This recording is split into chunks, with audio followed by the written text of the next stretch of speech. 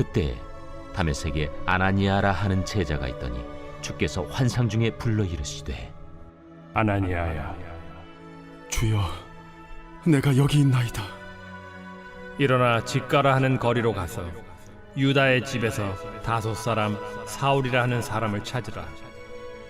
그가 기도하는 중이니라.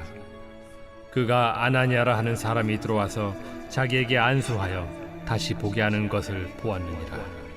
주여, 이 사람에 대하여 내가 여러 사람에게 듣사온즉 그가 예루살렘에서 주의 성도에게 적지 않은 해를 끼쳤다 하더니 여기서도 주의 이름을 부르는 모든 사람을 결박할 권한을 대제사장들에게서 받았나이다. 가라. 이 사람은 내 이름을 이방인과 임금들과 이스라엘 자손들에게 전하기 위하여 택한 나의 그릇이라.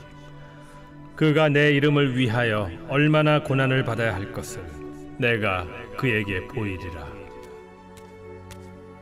아나니아가 떠나 그 집에 들어가서 그에게 안수하여 형제 사울아, 곧 내가 오는 길에서 나타나셨던 예수께서 나를 보내어 너로 다시 보게 하시고 성령으로 충만하게 하신다. 여러분, 나비 효과라는 말을 들어보셨습니까? 미국의 기상학자 에드워드 로렌츠가 연구 발표한 이론입니다. 그는 자기 논문에서 이렇게 말을 했습니다. 브라질에서 나비가 날개짓을 하면 미국의 텍사스주에서 강한 회오리 바람, 토네이도가 될 수 있다. 그냥 말한 게 아니라 기상학적으로 증명을 해 보인 것입니다. 그게 나비 효과입니다. 그런데 기상 효과뿐만 아니라 여러 분야에서도 동일한 원리가 작동하고 있다는 사실을 발견할 수 있습니다. 예를 들어 한 도시에서 증권시장의 증권이 오르락 내리락 하지 않습니까? 그런데 그 작은 변화가 세계의 다른 도시에서 엄청난 변화를 일으킬 수가 있다는 것입니다. 복음의 분야에도 마찬가지입니다. 한 사람이 다른 사람에게 복음을 전하죠. 나비의 날개짓과 같습니다. 그런데 그것이 그 사람의 인생이 변하고 또 그것이 번져서 가정과 사회와 민족과 국가와 세계 어마어마한 변화를 일으킬 수가 있다는 것입니다. 그래서 이렇게 불러봅니다. 복음의 날개짓. 내가 한 사람 한 사람에게 복음을 전하는 것은 복음의 날개짓과 같습니다. 예를 들어 볼까요? 오늘 본문 사도행전 9장에 보니까 사울이 등장을 하지 않습니까? 그가 나중에 사도 바울 사도가 됩니다. 그런데 처음에는 그가 핍박자였습니다. 예수를 너무 싫어하고 예수 믿는 사람들을 죽이고 싶어가지고 체포영장을 받아서 다메섹까지 예수 믿는 사람들을 체포하러 갑니다.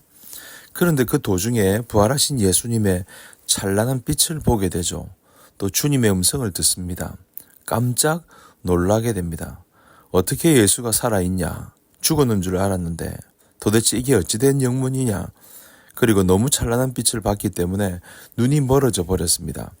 그 충격 가운데 다메섹에 들어가서 사흘 동안 식음을 전폐하고 칩거하고 있습니다.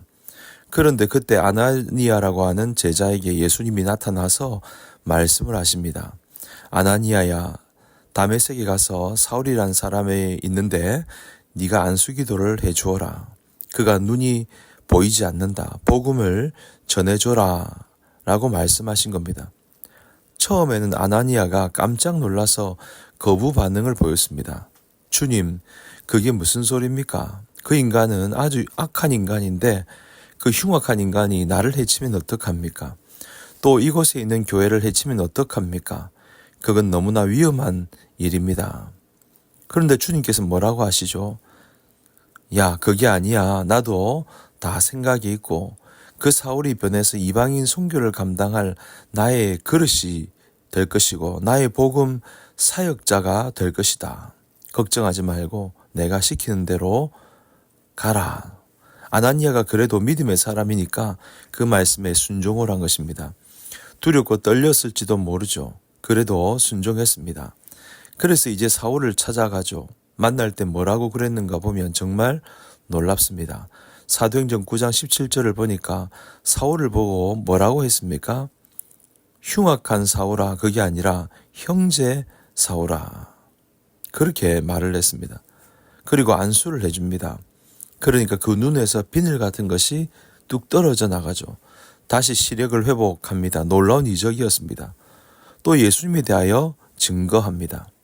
당신이 미워하는 예수가 하나님의 아들이요 십자가에 죽었다가 부활하신 분이 바로 예수님이요. 당신이 만난 분이 바로 그분이에요. 그러니까 당신 회개하고 예수님 믿어야 합니다. 이렇게 전하지 않았겠습니까? 사울이 그때서야 내가 몰랐구나. 내가 몰라서 예수 믿는 사람들을 그렇게 체포해서 감옥에 가두고 죽이는데 일조를 하고 나 어떻게 하면 되지? 그러니까 회개하면 된다는 것입니다. 그래서 그가 회개하고 구원을 받게 되죠. 구원을 확신하니까 너무나도 기뻐했습니다. 그래서 자기를 구원한 예수님의 복음을 전하고자 그는 전생애를 드리게 됩니다. 그를 통하여 유럽이 변화되고 아시아가 변화되고 세계가 변화가 된 것입니다. 그러니까 아나니아가 주님의 지시를 받고 그날 찾아가서 기도해주고 복음을 전했던 그 작은 일처럼 보이는 것이 세계를 뒤집는 어마어마한 사실이었다는 것이죠. 대학생 선교회 CCC라고 한 단체가 있는데요. 그곳에서 제작한 예술한 영화가 있습니다. 지저스 필름이라고 부르죠. 근데 이 영화는 1979년 누가 복음을 기초로 제작된 영화입니다. 그 제자는 존 헤이먼 감독인데 이 선교 영화를 지금까지 전 세계 여러 나라 말로 번역이 되어 가지고 무려 56억 명이 관람을 했다고 전해지고 있습니다. 공산권에서도 이슬람권에서도 인기 있는 선교 영화입니다.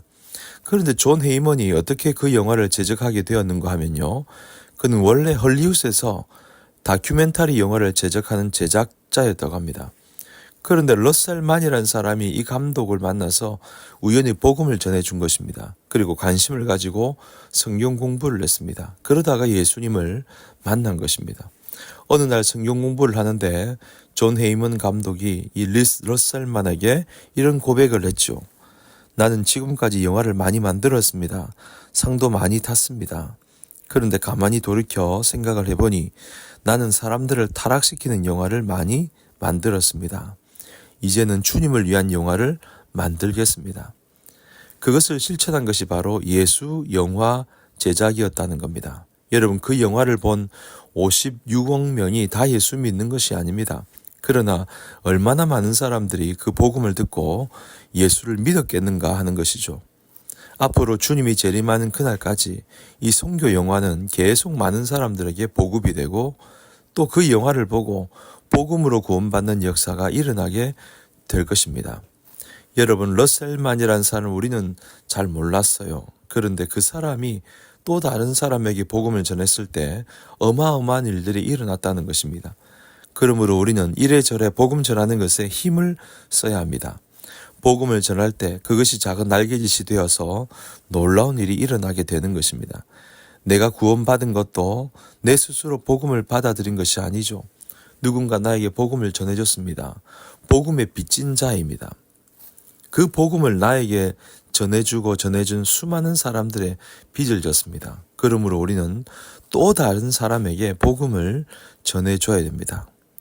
여러분, 우리가 선교를 해야 하죠. 맞습니다. 전 세계에 복음을 직접 나가지 못하니 선교사님들을 기도와 물질로 후원해야 합니다. 그런데 먼 데는 후원하면서 가까운 데는 전도하지 않는다고 하는 것은 넌센스죠. 또 가까운 전도하는데 먼 곳은 나 하지 않는다. 이것도 아닙니다. 가까운데 먼데 다 해야 하는 것이죠. 무엇보다 가족 전도가 중요합니다. 형제, 부모님, 자녀 물론 쉽지 않습니다. 더 어렵죠. 그런데 어려우니까 우리가 기도하는 것입니다. 하나님, 이 영혼 책임져 주세요. 주님 모르고 세상에서 방황하고 모르고 살아가고 있으니 얼마나 안타깝습니까? 그래서 부모, 형제, 자식을 위해 기도해야 합니다. 그러다가 하나님이 기회를 주십니다. 기도의 끈을 놓지 않으면 되는 것입니다. 여러분, 꿈을 한번 꾸어보십시오. 나비의 날개짓처럼 전도의 작은 날개짓이, 복음의 날개짓이 한 사람을 변화시키고 가정을 변화시키고 인생을 변화시킵니다. 하나님의 놀라운 역사를 일으킬 겁니다.